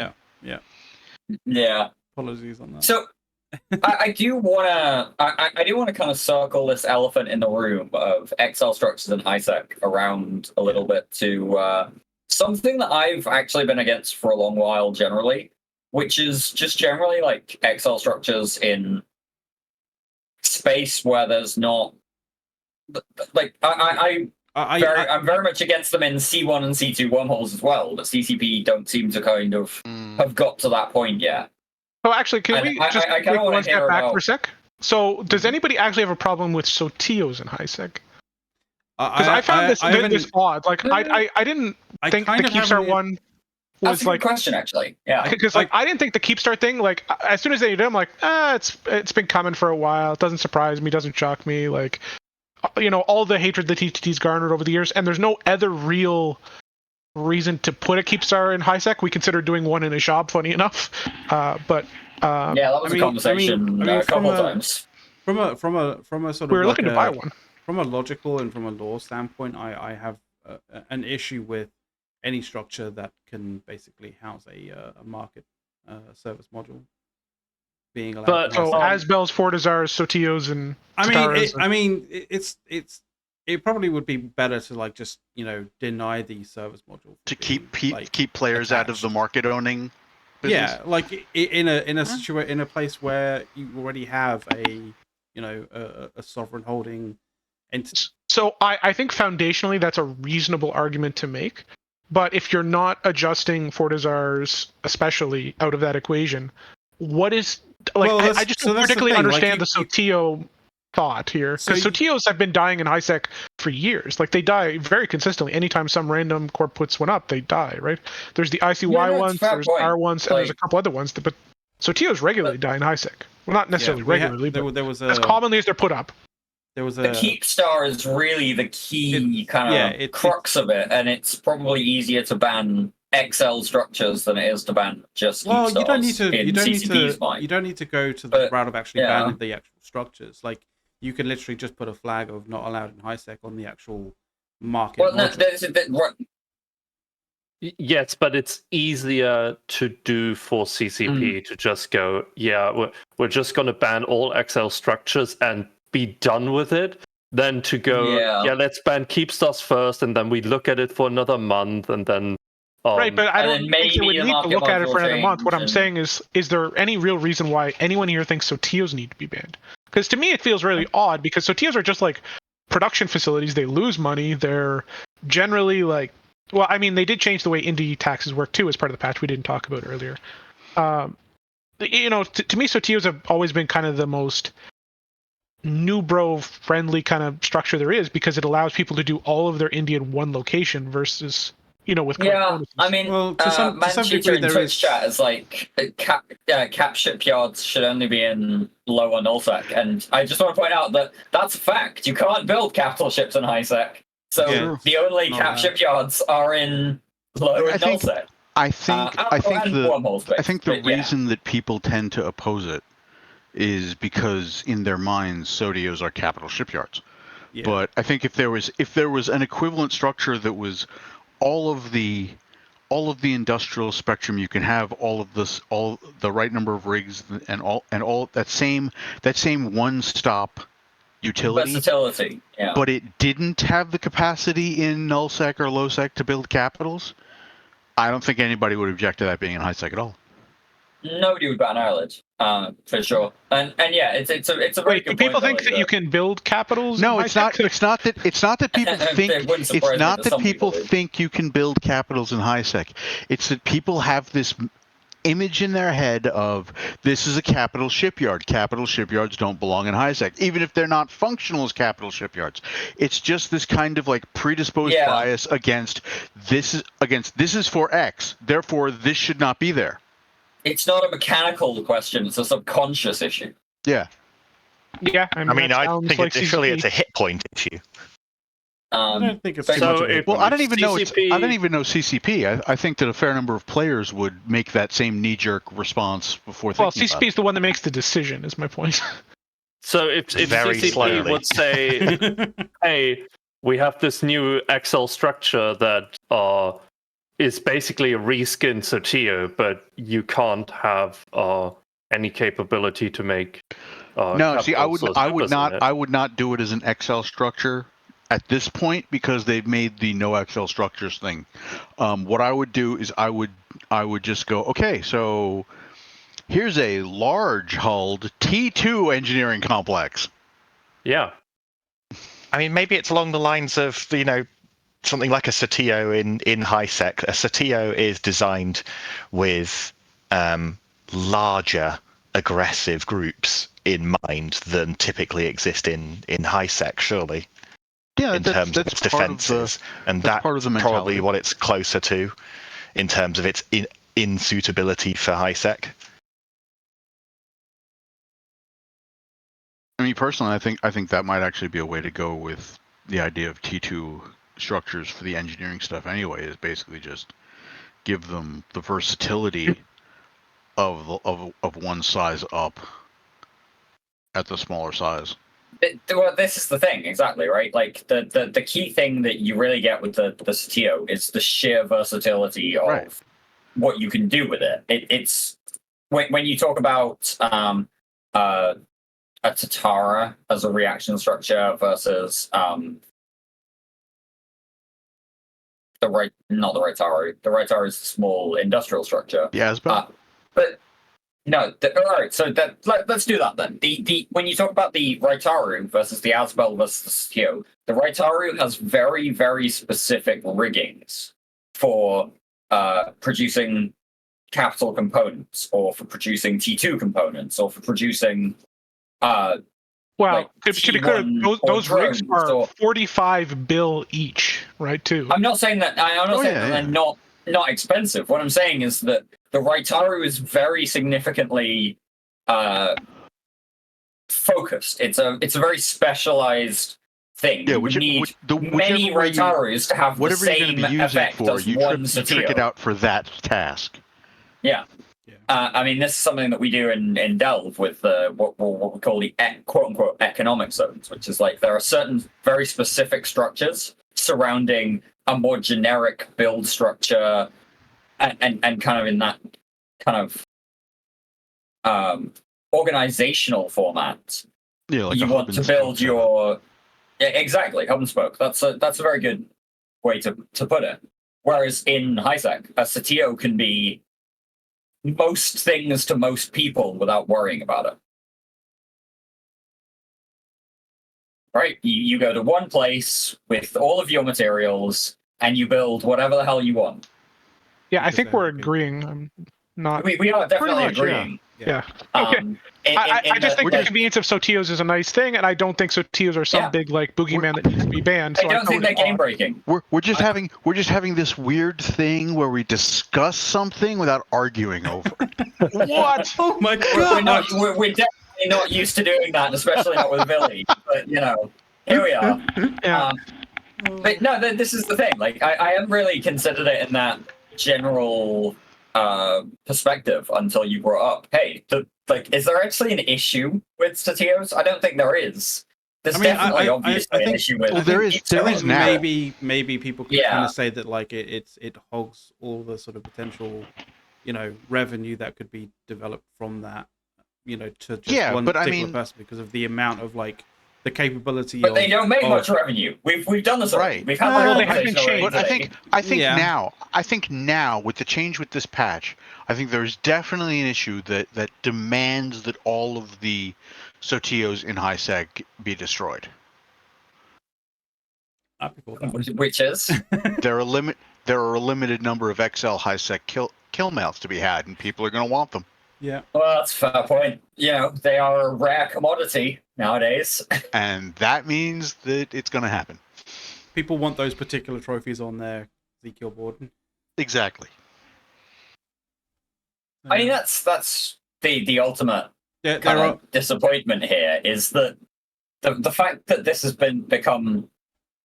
I mean, yeah, sure. Everybody's known that this isn't great, but it's kind of like one of those mechanics where if you don't use it, you're losing out. And it's kind of that zero-sum game of, hey, if I'm leaving money on the table, I'm just handing that money over to people who might use it against me. That whole scenario, that kind of stalemate, has been pretty obvious to everyone since the inception of the whole thing. And it is dumb to leave money on the table when you could be taking it. But it's not even just since the inception of the TTC. Like that's the principle that drove things like OTEC too. Yeah, exactly. It's all based in realpolitik, but is realpolitik necessarily fun? No, some of it is. I mean, it's some of it is for some players. No, it's not a binary answer to that. Right. It's fun to engage in it if you're one of the people who has the option to engage in it. Right, exactly. But I mean, and at what point is it no longer good for the game or actively bad for the game? When there is stagnation as a result. It's when it actively suppresses like smaller groups. Right, but that's 5 years that's ago, the nature of Well, to be clear, at no point has the TTC or the TTT really suppressed small groups, and I know some of you are going to contest that, but all the TTT has done in terms of that stuff is help small groups, whether you realize it or not. No, because none of the smaller groups are ever going to be in a situation where they're going to be like testing for control of perimeter. But Billy, if I'm a small group and it helping me make $1 million, but it makes $1 billion in the same time, it's not helping me at all because it's all relative. There's swings and roundabouts for this one. Where, on that note, as a that and getting back to the concept of elephant in the room, I'm just curious, and feel free to say that you can't answer this question yet, if ever, Billy. But did you guys approach B2 after Asher pulled out to say, hey, do you want their cut? Will you defend this thing? No. They're like, mind you, funny enough, there was a conversation about including B2 before Asher even. Yeah, that was one of the reasons because that got mentioned in a couple of places, which is why I was thinking that might have been an option.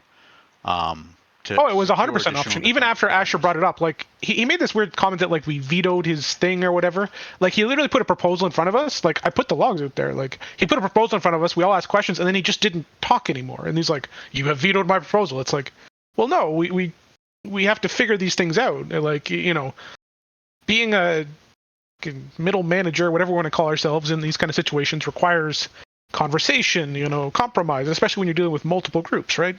So he literally just like shut down and didn't say anything. So we're all like, I guess the issue's dead then. And that was kind of it. And the other question I had for you is, why start on anchoring? So I've talked about this one a confused me. bunch. So there is a ton of people who use these structures, like a ton. And most people don't realize it. And the majority of them are not linked into Reddit. And they're not linked into Wordex. They're not linked into any of this stuff, right? They just do their industrial jobs. They come over, they do the refining, they do whatever. There is no way, like I pinged, the TTT Discord and some other stuff. There's no way for me to tell all my customers, hey, these things are going to get reinforced in like 48 hours. Other than on anchoring them, because all of a sudden that sends warning signals to anybody using those structures. They're like, oh shit, what's going on? Like it wakes them up, right? Because the number of people, like there was some random YouTuber, I watched his video talking about the TTT on anchoring, and I was like, more people saw this video than visit the fucking Eve Reddit, and this is just some random high-sec Care Bear, and I'm like, this was absolutely the right call.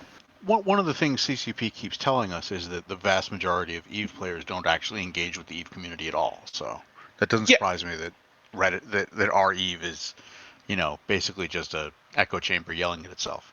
So here's a wild concept. Would you say it might have been a good idea for CCP, who should have known the consequences of these changes, to make them more prominent? To say, hey, like if you're using an Excel structure in HiSec, you might want to. I think that would have been a great idea to help with ICCP. It would have helped, but Soth, those same people who don't engage don't read the patch notes.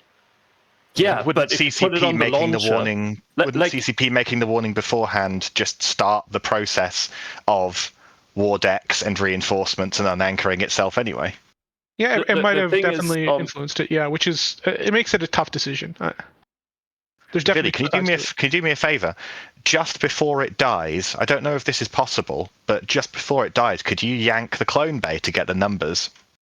I don't know that you can turn it off, that you can pull it out once it's reinforced. So when it dies, I will get a mail on the TTTCO character saying, X number of clones have died. I'm not sure if I'm comfortable sharing that, but. Oh, okay. I mean, just the number. I'm sure it will be in the tens of thousands. Yeah. Also. But that doesn't say what's in everybody's clones, right? It just tells you random also, clones. I would be remiss if I did not ask you this totally stupid question. Okay? I am on at least one of the Eve RP Discords. You have dabbled in at least one of them yourself. So, for those people, has the TTC issued evacuation orders? Because they always bicker about how many freaking NPCs die in these things. Yeah. So unfortunately, for the millions of inhabitants of the Tranquility Trading corporation structures, our monthly newsletter is not due out for another 13 days, and we are not going to be able to give appropriate time for those people. Members of the staff who work within our facilities have been given a heads up in their daily email. Unfortunately, there's not enough lifeboats to get them all out, and we're asking them to work overtime to ensure the evacuation of as many staff as possible. Can we then make sure that women and children are being put in the lifeboats first? And that I'm sure there's plenty of lifeboats for everybody and no need to rush. We are hoping that all Tranquility Trading structures will be down to a skeleton crew by Monday, and that civilian casualties will be minimized. Hold on. Are you asking some people to stay behind and die? No, I'm saying that we need a skeleton crew to make sure services are maintained until the last possible minute, and then we will have shuttles available for those staff to evacuate in a timely manner. Will you fully load all the lifeboats for first class, and will you have an orchestra playing until the end? I need to know. micro violin around anywhere. Indeed, if there are too many seats in the lifeboats, will you be shipping more people in to evacuate? The refugee camps on Perimeter Planet 2 are already underway. The Charons departing daily are taking as many civilians as you could imagine. It's not of concern. The refugee camps are almost certainly already at capacity before the TTT evacuations are begin. That is true. Because, We are also offering relocation services to facilities in the Keepstar and Oisinen for any staff that have served throughout the past 5 years to help them make the transition effectively. Pay rates will obviously stay the same, but they will obviously be under new management, and we wish them the best of luck with Fraternity Corporation. Considering you hadn't prepared any of that, that was fucking well played there. Very good, Sergeant Johnson. Very good. Yeah. So, considering we have a fair amount of people here today, I'm kind of wondering whether we should do one last thing early on, because like I know how that can spiral into just a whole bunch of other different tangents. Sure. We have 20 minutes, so we can kind of like delve into anything that like people didn't quite get the chance to sort of talk about, or completely unrelated topics that they wanted to talk about, like that sort of thing, right?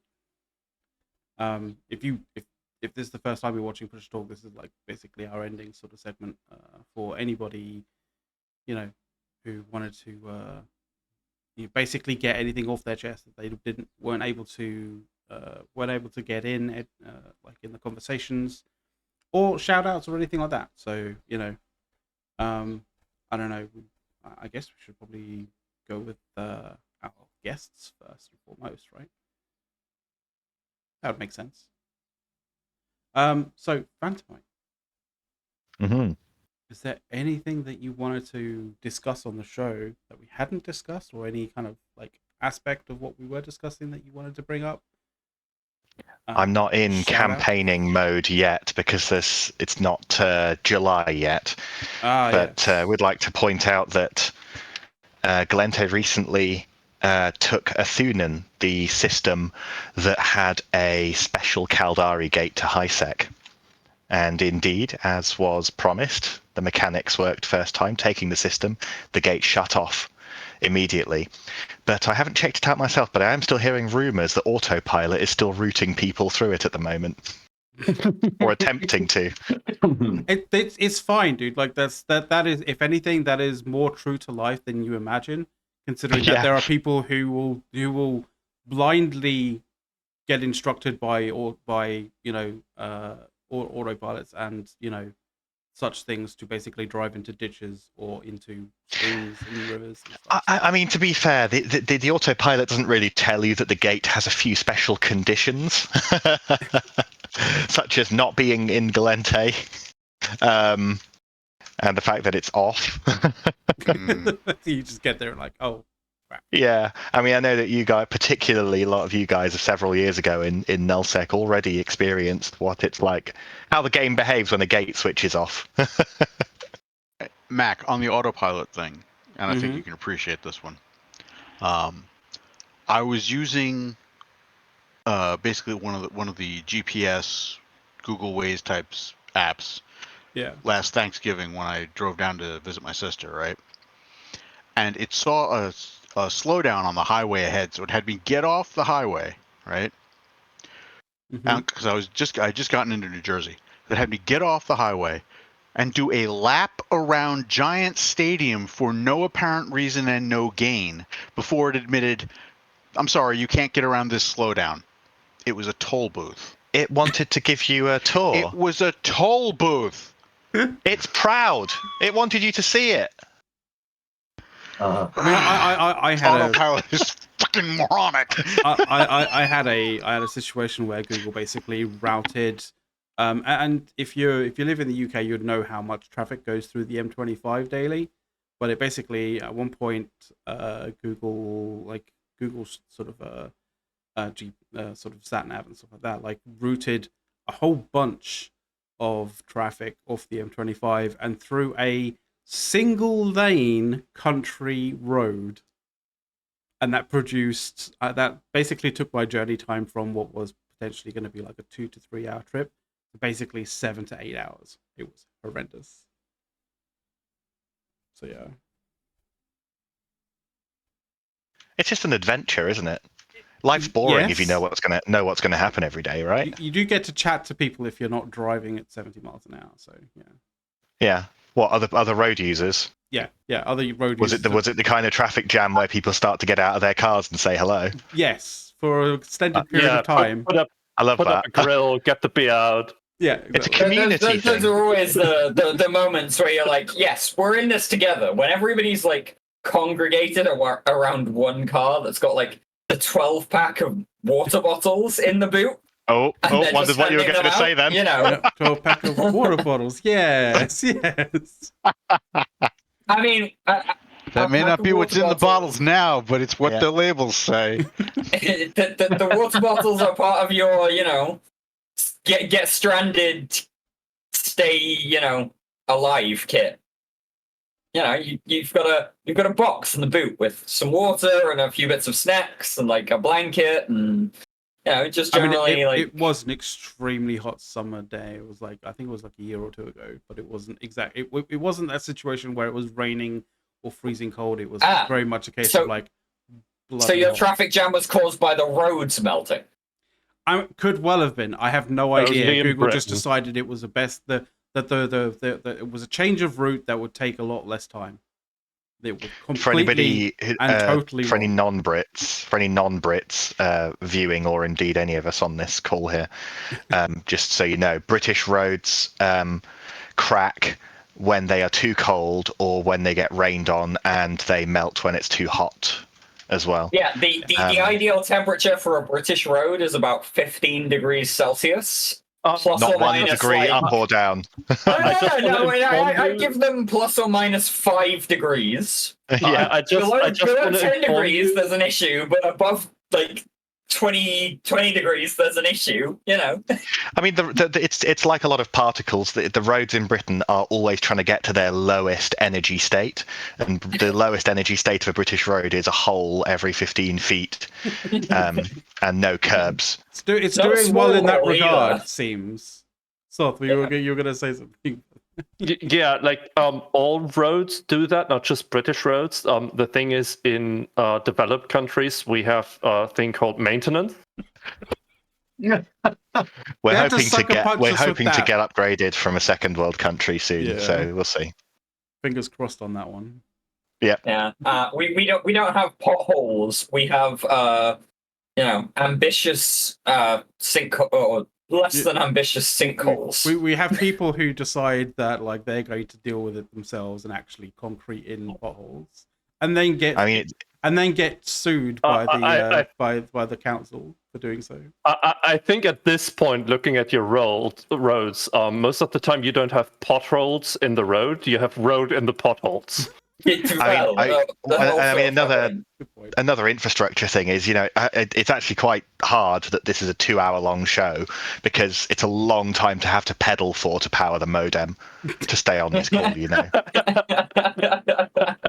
So that's why you're breaking up. That's why you're breaking up. Yeah.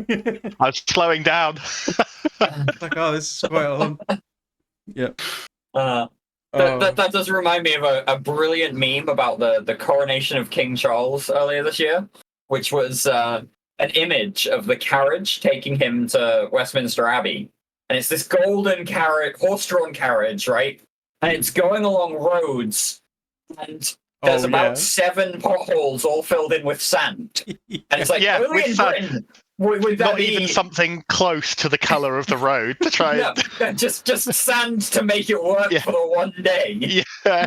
Would there be a golden horse-drawn carriage It's not just that it's the roads around the seat of government in the country unmaintained, but also even for the coronation they couldn't fill in the potholes. Yeah. Have we actually found out if that was photoshopped or not? I mean, it's funny It was either live. way. It was live. I was God. watching it live. It was live on the camera. Yeah. That was a thing. That's hilarious. Cortexian, these whole awesome British problems, I'm hoping that they're reminding you to stay away, because once you get out, you should stay out. It's one of those things where everybody here just wants to get out. It's definitely feeling that way, for sure. But anyway, right. So that's one. Villy, did you have anything that you wanted to add to the show that we didn't discuss, or any shout outs or anything that you wanted to say, that sort of thing? So I guess I would say I'll be happy to see the end of the Tranquility Trading Tower. It's been an interesting 5 years, or just about 5 years. I would like to tell the people who have repeatedly and consistently said I should abandon it to go fuck themselves. I think you are subhuman trash. And the rest, for anybody that used our services over the years, I appreciate your trust, and I'm sorry we couldn't keep it going longer or find a way for you guys to finish your indie jobs, etc. Same thing I've said many times now. God, really getting right to the point. I tell you what, Villy, I've been drinking tea from a mug that you might like. Actually, I'm just holding that up for you. I don't watch the screen. No. I just hate the general public, is what it says. I just hate the general public. I like the general public. All of the little people, like the small producers I worked with over the years, they're always people would be surprised how polite and pleasant they were to generally work with. People who just want to play EVE in a different way that you don't necessarily always see in nullsec. There's kind of people that are like, hey, can we base out of your stations? And hey, how does this producing work? Or hey, your refinery is not working right today, even though it was, and all these other problems. And so many conversations over the years trying to just, run operations smoothly. And all the time, they were always very pleasant operations. There was always the crazies who would be like, sell me your tower for 500 bill, or I'm going to come destroy it next week. And I'd be like, okay, boy. But EVE is full of a ton of incredible people that often don't see any of the limelight. And I was given a really unique opportunity to work with them, and I really appreciated it. It was lots of fun, and hopefully I was able to give them the best services I could with the space I had to work with. I mean, don't get me wrong, the TTT was, primarily about making money for the alliances. But everything else, we did our best to support the little guy with, and hopefully we did that well. Awesome. I to be fair, I did wonder whether the whole idea of abandoning it was, would or would not be a good idea or not. And obviously understanding of how many small groups and how many sort of individuals use all sorts of different things relating to it. Would be kind of putting them in a really, really difficult position. Yeah, so to me, I view those people as literal fucking scum. The people that say hey, let me steal all these people's assets because they're not paying attention for, literally a week, right? Let me steal all their stuff. To me, it's just one of the most abhorrent, evil kind of things that can happen. It's a very EVE mentality, though, isn't it? It is, but we saw the kind of devastation and problems that came because of the first abandoned patch, and it is very clear that was a massive fucking mistake. And because that was when we had suggest that I should be a part of it with the single largest structure in the history of player structures in EVE. To me, it is just representative of the worst of EVE's player base. And most of all, in high sec, where things are supposed to be at least safer, if not safe, right? If we're talking about doing that in nullsec, where players should be aware of things going bad. I have a little more forgiveness for nullsec, but the thing is, people go to high sec to leave their shit in safety to a degree, right? So yeah, like every time people kept asking me about that and getting mad that I wasn't, abandoning structures or that I was missing the opportunity to leave my reckoning, it's like, literally, fuck you. Like, it's just, I mean, quite frankly, it actually upsets me when like people continue to suggest this as if it's a good thing, as if it's something that would be positive. It would have made more money and more reliably, because who's going to be able to scoop properly, right? For you to not screw people over. And the other thing is, there would be 10,000 cans, right? Like, there's a good chance it would break you're the not server, getting them. Yeah, it would Yeah. break the server like crazy. For I don't even know how CCP would be able to resolve that, but yeah, it would definitely break the server. I mean, we've seen this happen before when we killed the Keepstone Rage, right? Yeah, but this would be that times 20, right? Yeah, exactly. Times 100. It'd be worse than when the abandonment mechanics were on Sissy and the Null station got killed. Yeah, once again, you're talking like maybe 1DQ would be the only station that might have been comparable at one point, right? And like, it's just insanity, like what it would be to do that. It would probably break the server.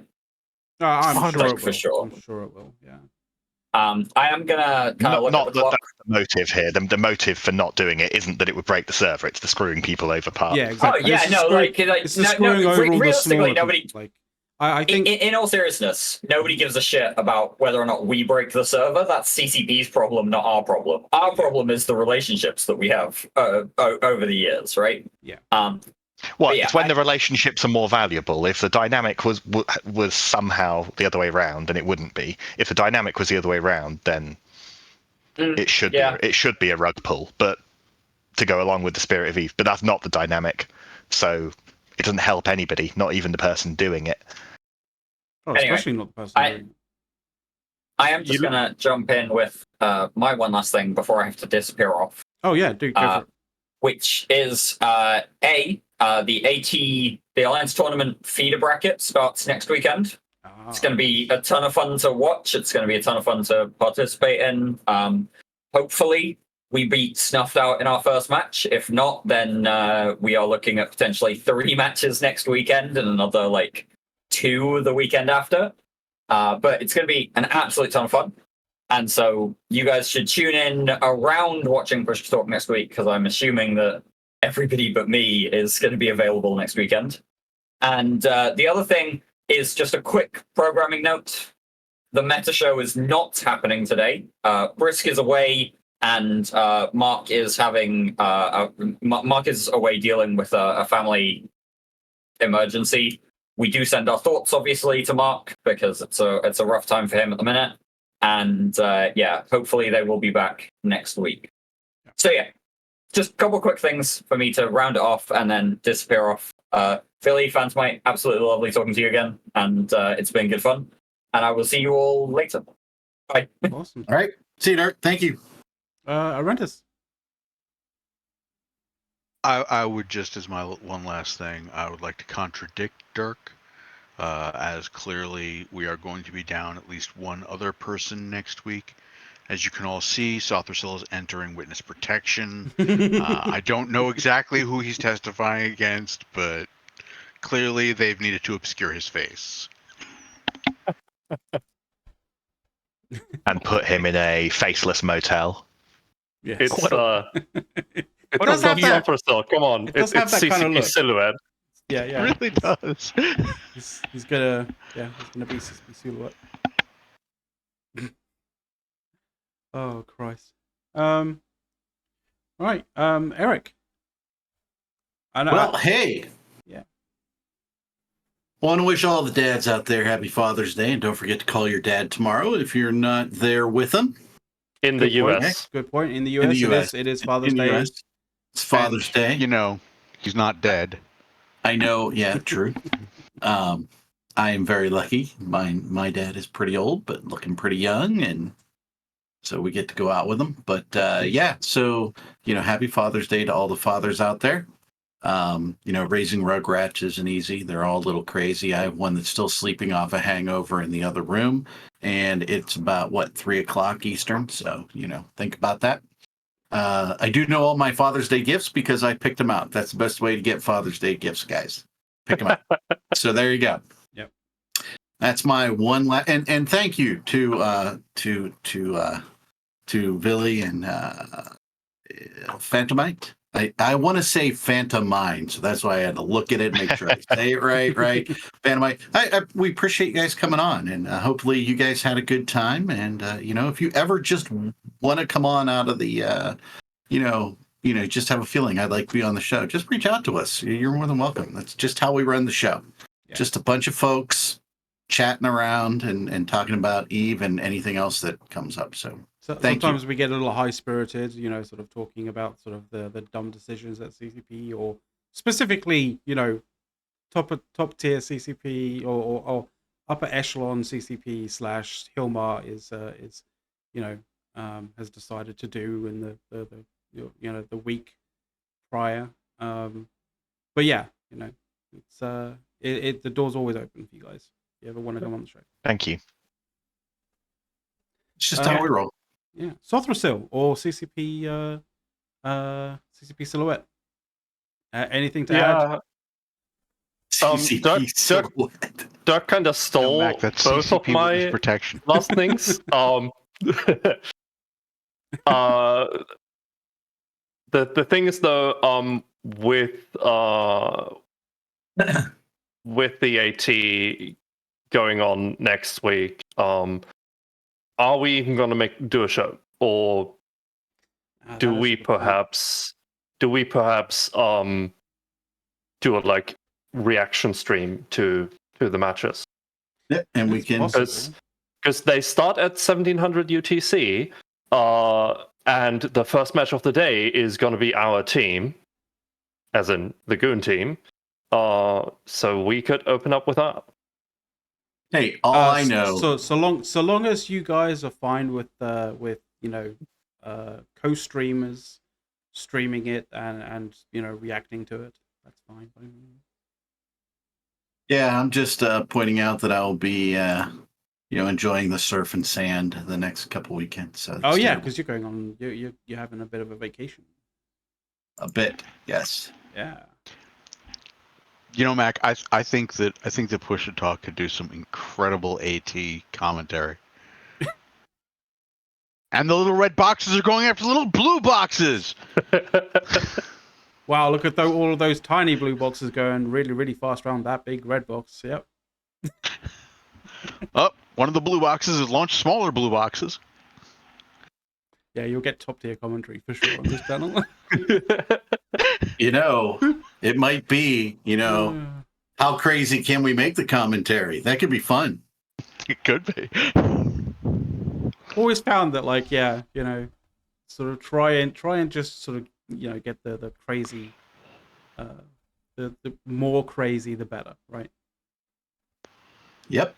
Yeah. I think the number one goal should be to make the people who take the AT way too serious as mad as possible.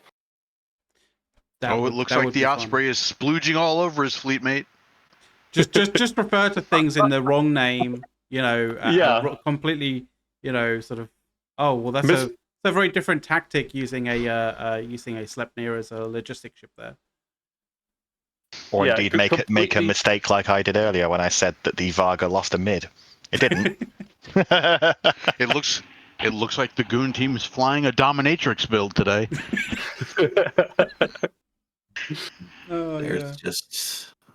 We're all going to hell. I just give everything slightly wrong names. Just slightly wrong. Yeah. Here's something that repeatedly ticks me off whenever there's like an article about EVE Online from a non-EVE Online website or something like that. They're always mixing up jumping and warping. Always. All the time. Right. All the time. We could definitely add that into the mix for sure. For people who don't deal with EVE, I can almost forgive that, even though it's like, do a little bit of research, people. All right. But whenever CCP releases a scope video with Alton Haveri, and he insists on pronouncing the ship name Basilisk, he's doing that on purpose to trigger you. I know. Oh, okay. Well, we'll see what we can do with that next week. As such, we'll definitely have a bit of a brainstorming session. I think would be a good thing for that. But as for Push to Talk on Saturday, like we're pretty much done. I do believe. I've got a couple of programming notes that sort of just say that, like, as Dirk has kind of said, there's no there's no meta show later on today, but kicking things off next week, we've got a Diablo stream on Tuesday. There is the Wormhole Wednesdays as well that's going on, and as well as Theta Thursday, obviously. And just in case, feel free to tune into INN's Twitch around 01:30 Eve time. They may actually try streaming this shit. We may have a breaking news stream up in Perimeter. There is a distinct possibility. Distinct impossibility? Indistinct impossibility about that. But yeah, other than that, I'd like to say thank you very much for everybody who's on the show.